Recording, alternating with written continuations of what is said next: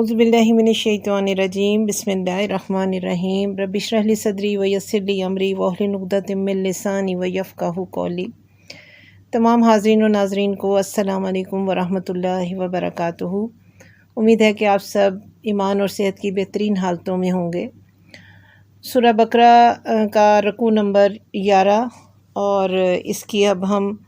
आयत नंबर 91 और 92 के तर्जुमा और तफसीर पर बात करेंगे। 91 और 92 जैसा कि कल भी बात हुई थी कि इसमें इस रकू में भी बनी इसराइल के जो हालात व वाक़यात थे और जो उनके किरदार थे और जो उनकी हसद थी, उनका अल्लाह ताला की इनामात के ऊपर नाशुक्री थी और फिर अल्लाह ताला उनको अज़ाब की जो वईद देते हैं और फिर उन पर लानत की गई और फिर उनके जो किरदार थे उनको मेंशन किया गया। ये वही वाक़यात बार बार रिपीट किए जा रहे हैं जिन्होंने कि अम्बिया को कत्ल किया और कुछ अम्बिया को इन्होंने पहली चीज़ कि उनका नबूवत को कबूल ना किया और नबी पाक सल्लल्लाहु अलैहि वसल्लम को जब अल्लाह ताला ने मबूस फरमाया तो उनको, हालांकि उनके बारे में वो बहुत अच्छी तरह जानते थे कि आप अल्लाह के सच्चे बरहक नबी हैं और उनकी किताब में चूँकि तौरात में और इंजील में इसका बरमला ज़िक्र था और वो उनको इस तरह से जानते थे, उनके बारे में तमाम मालूमात उनको थीं, लेकिन इसके बावजूद वो उस वक़्त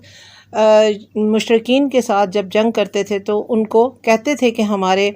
जब एक नबी आएगा तो हम उनके साथ मिलकर तुम्हें कत्ल कर देंगे। लेकिन जिस वक़्त नबी पाक सल्लल्लाहु अलैहि वसल्लम को नबूवत अता हुई तो यही जो यहूद व नसारा थे इन्होंने उनकी मुखालफत की और उनकी जो उनके मुकाबिल में आए और उनको रद्द किया, जिसके हवाले से बताया गया कि ये सिर्फ़ उनका हसद, बुग़्ज़ और तकब्बर था। जो उनकी सिफ़ात बताई गई हैं यहूदियों की कि वो ख़ुद पसंदी का शिकार थे, तकब्बुर का शिकार थे और वो इस चीज़ को पसंद नहीं करते थे कि नबी पाक सल्लल्लाहु अलैहि वसल्लम चूँकि अरब में से थे और इसको अल्लाह ताला ने उनको ये मुकाम और मर्तबा किस तरह दे दिया और वो इसको ज़हनी तौर पे कबूल ही नहीं करते थे और इसके लिए फिर वो जो अपनी किताबों को भी रद्द किया उन्होंने और बहुत से नबियों को भी कत्ल किया और नबी पाक सल्लल्लाहु अलैहि वसल्लम के साथ भी दुश्मनी निभाते रहे। यहाँ पर इसका आयत नंबर 91 और 92 का तर्जुमा इस तरह से है, और जब उनसे कहा जाता है कि अल्लाह की उतारी हुई किताब पर ईमान लाओ तो कह देते हैं जो हम पर उतारी गई इस पर हमारा ईमान है, हालांकि इसके बाद वाली के साथ जो उनकी किताब की तस्दीक करने वाली है कुफर करते हैं। अच्छा, इनसे ये तो दरियाफ्त करो कि अगर तुम्हारा ईमान पहली किताबों पर है तो फिर तुमने अगले अम्बिया को क्यों कत्ल किया? तुम्हारे पास तो मूसा यही दलीलें लेकर आए, लेकिन तुमने फिर भी बछड़ा पूजा, तुम हो ही जालिम। यानी जब इनसे कुरान और नबी आखिरुज़्ज़मा सल्लल्लाहु अलैहि वसल्लम पर ईमान लाने को कहा जाता है तो कह देते हैं कि हमें तौरात अंजील पर ईमान रखना काफ़ी है। अल्लाह ताला फरमाता है कि ये इसमें भी झूठे हैं। कुरान तो इनकी किताबों की तस्दीक करने वाला है और ख़ुद इनकी किताबों में भी हजूर सल्लल्लाहु अलैहि वसल्लम की तस्दीक मौजूद है, जैसा कि फरमाया अल्लाज़ीना आतैनाहुमुल किताबा यअर्रिफूनहु कमा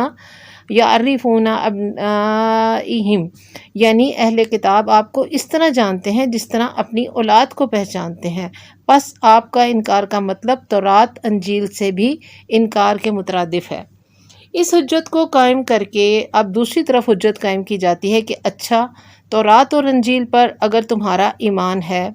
फिर अगले अम्बिया जो उन्हीं की तस्दीक और ताबियादारी करते हुए बग़ैर किसी नई शरीयत और नई किताब के आए तो तुमने उन्हें कत्ल क्यों किया? मालूम हुआ कि तुम्हारा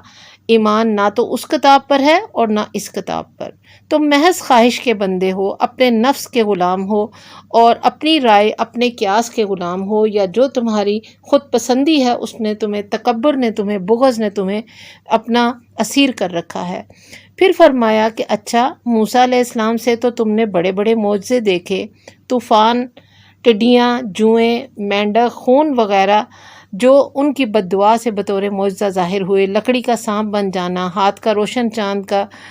बन जाना, दरिया को चीर देना और पानी को पत्थर की तरह बना देना, बादलों का साया करना, मन्नो सलवा उतारना, पत्थर से नहरें जारी करना वग़ैरह बड़े बड़े मौजज़ात हैं जो उनकी नबूवत और अल्लाह की तौहीद रोशन की ज़िंदा दलीलें हैं। سب اپنی آنکھوں سے تم نے دیکھی، لیکن ادھر موسیٰ علیہ السلام طور پہاڑ پر گئے، ادھر تم نے بچھڑے کو اپنا معبود بنا لیا۔ اب بتاؤ کہ تم تورات پر اور خود حضرت موسیٰ علیہ السلام پر بھی ایمان کتنا رکھتے ہو؟ کیا یہ بدکاریاں نہیں ہیں؟ اور تم ظالم کہلوانے کے قابل ہی ہو، کیونکہ تم نے بہت بڑا ظلم کیا ہے۔ دوسری جگہ ارشاد فرمایا گیا وَاتَّخَذَ قَوْمٌ مُوسیٰ، یعنی حضرت موسیٰ علیہ السلام کے طور پر جانے کے بعد آپ کی قوم نے بچھڑے کو معبود بنا لیا اور اپنی جانوں پر اس گوسالہ پرستی سے واضح ظلم کیا، جس کا احساس بعد میں انہیں خود ہوا، جسے فرمایا اور انہیں ہوش نہیں تھا اس چیز کا۔ جب وہ گمراہی محسوس کرنے لگے تو نادم ہوئے، اس وقت کہا اے اللہ اگر تو ہم پر رحم کر اور ہماری خطا نہ بخشے تو ہم نقصان اٹھانے والے ہو جائیں گے۔ یہاں پر جو یہ آیت مبارکہ ہیں 91 اور 92، اس میں جو تفصیل یہی بتائی گئی ہے کہ انہوں نے یہ کہا، جو یہودی تھے انہوں نے یہ کہا کہ بنی اسرائیل نے، کہ جو ہم پر کتابیں اتاری گئی ہیں تو وہ ہمارے لیے کافی ہیں، اور قرآن کی، حالانکہ وہ ان کی کتابوں میں قرآن کی تصدیق کرنے والی وہ کتابیں تھیں کہ قرآن جو ہے وہ قرآن پاک جو ہے وہ ان کی کتابوں کی تصدیق کرنے والی کتاب ہے، لیکن وہ انہوں نے پھر بھی اس سے کفر کیا اور اسے اس چیز کو یعنی قرآن کو قبول نہ کیا۔ آقا صلی اللہ علیہ وسلم کے اوپر جو نازل ہوئی اس کتاب کی انہوں نے تردید کی، اس کے حوالے سے کفر کیا۔ تو اللہ تعالیٰ نے فرمایا کہ یہ بتاؤ کہ تم اگر اپنی کتاب پر تم یقین رکھتے تھے تو پھر تم نے آنے والے بعد میں انبیاء کو قتل کیوں کیا؟ تو حضرت موسیٰ علیہ السلام کے حوالے سے بھی اتنی دلیلیں، اتنے معجزے تمہارے سامنے آئے تو تم نے پھر بھی بچھڑے کو پوجا، یعنی تم نے شرک کو نہیں چھوڑا، تو تم ہو ہی ظالم۔ یعنی یہاں پر واضح طور پہ ان کو ایک ڈکلیئر کیا گیا ہے کہ انہوں نے اپنے ظلم کی، یعنی کہ ان کی فطرت میں ظلم تھا، اور انہوں نے اس جو شرک کیا اور جس چیز کو انہوں نے قرآن پاک کو جو رد کیا اور اپنی نہ تو وہ اپنی کتابوں کی صحیح طرح سے عمل پیرا ہوئے، اس کو مانا، اور نہ اس پر عمل کیا جو کہ اس میں تصدیق کرنے والی کتاب تھی، کہ وہ تصدیق کرتی تھی ان کی کتابیں کہ ایسی کتاب جب آئے گی تو اس کو مانا جائے، اور اسی طرح سے جو قرآن پاک ہے وہ بھی ان کی کتابوں کی تصدیق کرنے والی ہے، تورات کی، انجیل کی، لیکن انہوں نے اس چیز کو نہیں مانا، تو اپنی خود پسندی اور اپنی خود ہٹ درمی کی وجہ سے اس چیز کو قبول نہیں کیا۔ اسی طرح سے آگے آیت نمبر 93، جس کے اندر کہ یہ ساری بات آگے چل رہی ہے جو کہ واقعات گزرے تھے، اس کا ترجمہ کچھ اس طرح سے ہے: جب ہم نے تم سے وعدہ لیا اور تم پر طور پہاڑ کو کھڑا کر دیا اور کہہ دیا کہ ہماری دی ہوئی چیز کو مضبوط تھامو اور سنو، تو انہوں نے کہا ہم نے سنا اور نافرمانی کی، اور ان کے دلوں میں ان کے کفر کی وجہ سے بچھڑے کی محبت گویا پلا دی گئی۔ ان سے کہہ دو کہ تمہارا ایمان تمہیں برا حکم دے رہا ہے، اگر تم ایماندار ہو کہہ دو کہ آخرت کا گھر صرف تمہارے لیے ہی ہے، تمہارے ہی لیے ہے اور کسی کے لیے نہیں، تو آؤ اپنی سچائی کے ثبوت میں موت طلب کرو، لیکن اپنے کرتوتوں کو دیکھتے ہوئے کبھی بھی موت نہیں مانگیں گے۔ اللہ تعالیٰ ظالموں کو خوب جانتا ہے۔ اللہ تبارک و تعالیٰ بنی اسرائیل کی خطائیں، مخالفتیں، سرکشی اور حق سے روگردانی بیان فرما رہے ہیں کہ طور پہاڑ جب سروں پر دیکھا تو اقرار کر لیا، یعنی جب وہ، آپ کو سارا واقعہ یہ پیچھے گزر چکا ہے اور اس کو اب دوبارہ سے رپیٹ ہو رہا ہے، تو انہوں کے سروں پر جب کوہ طور کا پہاڑ آ گیا تو انہوں نے اس کا سروں پر دیکھا تو اقرار کر لیا، جب وہ ہٹ گیا تو پھر منکر ہو گئے۔ بچھڑے کی محبت ان کے دلوں میں رچ گئی تھی جس کی انہوں نے پوجا کی تھی، اور جیسا کہ حدیث میں ہے کہ کسی چیز کی محبت انسان کو اندھا بہرا کر دیتی ہے۔ حضرت موسیٰ علیہ السلام نے اس بچھڑے کے ٹکڑے ٹکڑے کر کے جلا کر اس کی راکھ کو ہوا میں اڑا کر دریا میں ڈال دیا تھا، جس پانی کو بنی اسرائیل نے پی لیا اور اس کا اثر ان پر ظاہر ہوا، گو بچڑا نیست و نابود کر دیا گیا، لیکن ان کے دلوں کا تعلق اب بھی اس معبود باطل سے لگا رہا۔ دوسری آیت کا مطلب یہ ہے کہ تم ایمان کا دعویٰ کس طرح کرتے ہو، اپنے ایمان پر نظر نہیں ڈالتے، بار بار کی عہد شکنیاں، کئی بار کے کفر بھول گئے۔ حضرت موسیٰ کے سامنے تم نے کفر کیا، ان کے بعد کے پیغمبروں کے ساتھ تم نے سرکشی کی، یہاں تک کہ افضل الانبیاء ختم المرسلین حضرت محمد مصطفیٰ صلی اللہ علیہ وسلم کی نبوت کو بھی نہ مانا، جو سب سے بڑا کفر ہے۔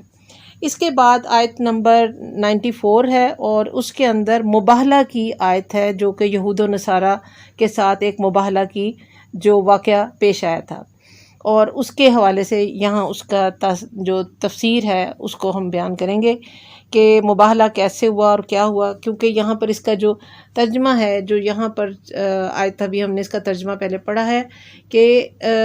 یہ کس طرح سے کہہ سکیں گے، یعنی کہ حضرت عبداللہ بن عباس رضی اللہ تعالیٰ عنہ فرماتے ہیں کہ ان یہودیوں کو نبی صلی اللہ علیہ وسلم نے زبانی پیغام دیا گیا کہ اگر تم سچے ہو تو مقابلے میں آؤ، ہم تم مل کر اللہ تعالیٰ سے دعا کریں کہ جو ہم میں سے جھوٹا ہے اسے ہلاک کر دے، لیکن ساتھ ہی پیشن گوئی بھی کر دی کہ یہ لوگ ہرگز اس پر آمادہ نہیں ہوں گے، چنانچہ یہی ہوا کہ یہ لوگ مقابلے پر نہ آئے، اس لیے کہ وہ دل سے حضور صلی اللہ علیہ وسلم کو اور آسمانی کتاب یعنی قرآن کریم کو سچا جانتے تھے، لیکن اگر یہ لوگ اس اعلان کے ماتحت مقابلے میں نکلتے تو سب کے سب ہلاک ہو جاتے، روئے زمین پر کوئی یہودی باقی نہ رہتا۔ اور ایک مرفوع حدیث میں آیا ہے کہ اگر یہودی مقابلے پر آتے اور جھوٹے کے لیے موت طلب کرتے تو سب کے سب مر جاتے اور اپنی جگہ جہنم میں دیکھ لیتے۔ اسی طرح جو نصرانی آپ کے پاس آئے تھے وہ بھی اگر مباہلے کے لیے تیار ہوتے، وہ لوٹ کر اپنے اہل و عیال اور مال و دولت کا نام و نشان تک نہ پاتے۔ یہ مسند احمد میں کوٹ کی گئی ہے حدیث۔ اور اس میں جو چیز ابھی بتائی جا رہی ہے کہ جو قرآن پاک کو اور نبی پاک صلی اللہ علیہ وسلم کی نبوت کو جھٹلانے کے بعد ان کو ایک کھلی دعوت دی گئی کہ اگر آپ لوگ اس چیز کو جھٹلا رہے ہو تو پھر نبی پاک صلی اللہ علیہ وسلم نے ان کو دعوت دی کہ بھی آپ اور ہم نکلتے ہیں آمنے سامنے اور یہ کہتے ہیں کہ جو ہم میں سے جھوٹا ہو وہ اللہ اس کو ہلاک کر دے۔ تو چونکہ یہ دل سے تو مانتے تھے اس چیز کو کہ نبی پاک صلی اللہ علیہ وسلم واقعی سچے نبی ہیں، اور یہ جو کتاب ہے یہ بھی برحق قرآن پاک ان پر نازل ہوئی ہے، چونکہ اس کی تصدیق ان کی کتابوں میں موجود تھی، وہ سب کچھ جانتے تھے، لیکن دل کے حسد، بغض اور تکبر کی وجہ سے وہ ان کو اس نبی ماننے پر تیار نہیں تھے اور اس کا اقرار نہیں کرتے تھے اور نہ ہی اسلام کو قبول کرتے تھے۔ لیکن یہ جو ان کی حالت تھی وہ اسی طرح سے تھی۔ سورہ جمعہ میں بھی اس طرح کی دعوت انہیں دی گئی، اور اس کے علاوہ کہ یعنی جنت میں صرف یہود و نصارہ، ہم تو صرف اولاد اور اس کے پیارے ہیں، اور یہ کہا کرتے تھے، ان کا دعویٰ تھا، یہ جو یہودی تھے ان کا دعویٰ تھا کہ ہم تو اللہ کی اولاد اور اس کے پیارے ہیں، اور یہ کہا کرتے تھے کہ جنت میں صرف یہودی اور نصارہ ہی جائیں گے۔ اس لیے انہیں کہا گیا کہ آؤ اس کا فیصلہ اس طرح کر لیں کہ دونوں فریق میدان میں نکل کر اللہ سے دعا کریں کہ ہم میں سے جھوٹے کو ہلاک کر دے اللہ تعالیٰ۔ لیکن چونکہ اس جماعت کو اپنے جھوٹ کا علم تھا اس لیے وہ تیار نہیں ہوئی، اور اس کا کذب یا اس کا جھوٹ جو تھا وہ کھل گیا۔ اسی طرح جب نجران کے نصرانی حضور صلی اللہ علیہ وسلم کے پاس آئے، بحث مباحثہ ہو چکا، تو ان سے بھی یہی کہا گیا کہ آؤ ہم دونوں اپنی اپنی اولادوں بیویوں کو لے کر نکلیں اور اللہ تعالیٰ سے دعا کریں کہ وہ جھوٹوں پر اپنی لعنت نازل فرمائے۔ لیکن وہ آپس میں کہنے لگے کہ ہرگز اس نبی سے مباہلہ نہ کرو، فوراً برباد ہو جاؤ گے۔ چنانچہ مباہلہ سے انکار کر دیا، جھک کر صلح کر لی اور دب کر جزیہ دینا منظور کر لیا۔ اور آپ صلی اللہ علیہ وسلم نے حضرت ابو عبیدہ بن جراح رضی اللہ تعالیٰ عنہ کو ان کے ساتھ امین بنا کر بھیجا۔ اور آیت نمبر 96 میں پھر فرمایا، یہ تو مشرکین سے بھی زیادہ طویل عمر کے خواہاں ہیں، کیونکہ ان کفار کے لیے دنیا جنت ہے۔ اس میں اب اس کا جو آخری آیت ہے جس کا کہ ابھی اس کا ترجمہ جو آپ کو بتاتے ہیں، اس کے ترجمے میں اس طرح سے ہے کہ بلکہ سب سے زیادہ دنیا کی زندگی کا حریص اے نبی تو انہی کو پائے گا۔ یہ حرص زندگی میں مشرکوں سے زیادہ ہے۔ ان میں سے جو تو ہر شخص 1000 سال کی عمر چاہتا ہے، گو یہ عمر دیا جانا بھی انہی عذابوں سے نہیں چھٹا سکتا۔ اللہ تعالیٰ ان کے کاموں کو بخوبی دیکھ رہا ہے۔ یہ آیت نمبر جو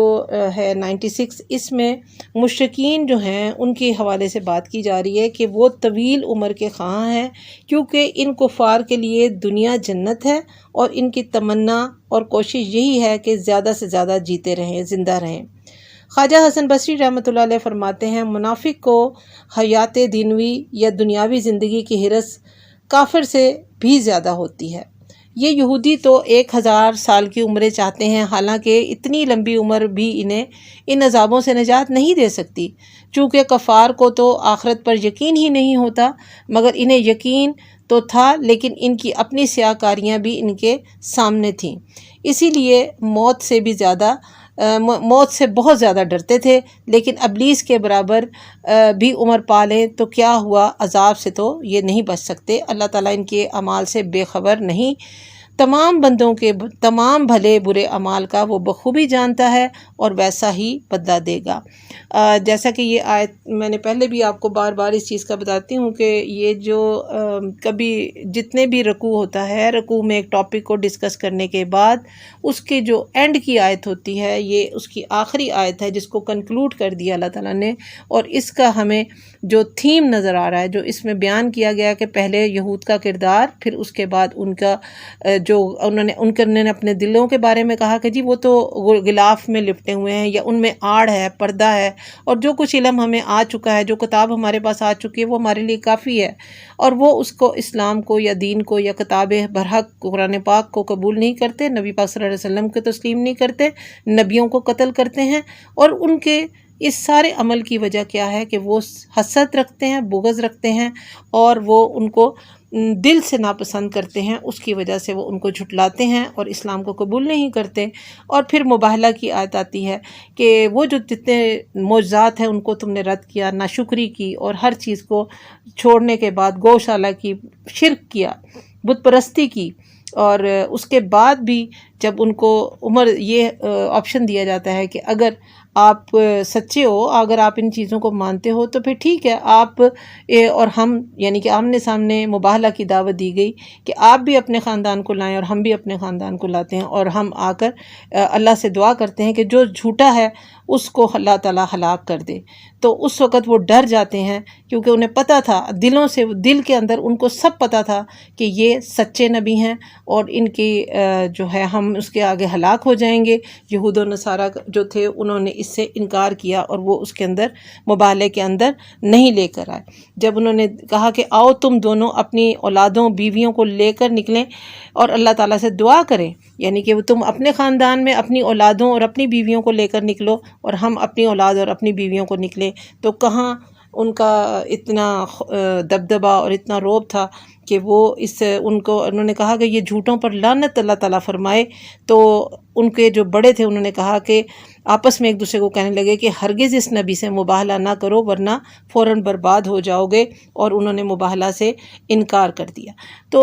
اب اگلی چیز جو اینڈ پہ آ رہی ہے وہ یہ ہے کہ یہ جو یہود و نصارہ تھے، یہ مشرکین، منافقین، یہ دنیا کی زندگی کے حریص تھے، ٹھیک ہے۔ یہ لوگ چاہتے تھے کہ ہم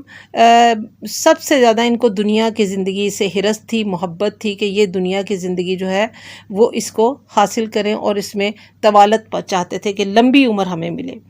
دنیا کی محبت سے، دنیا کی جو تھی زندگی اس سے وہ محبت کرتے تھے، اور موت جو تھی وہ ڈرتے تھے اس سے، اور چاہتے تھے کہ ہم کبھی نہ مریں تاکہ ہم پر تو عذاب نہ آئے۔ لیکن اگر وہ 1000 سال بھی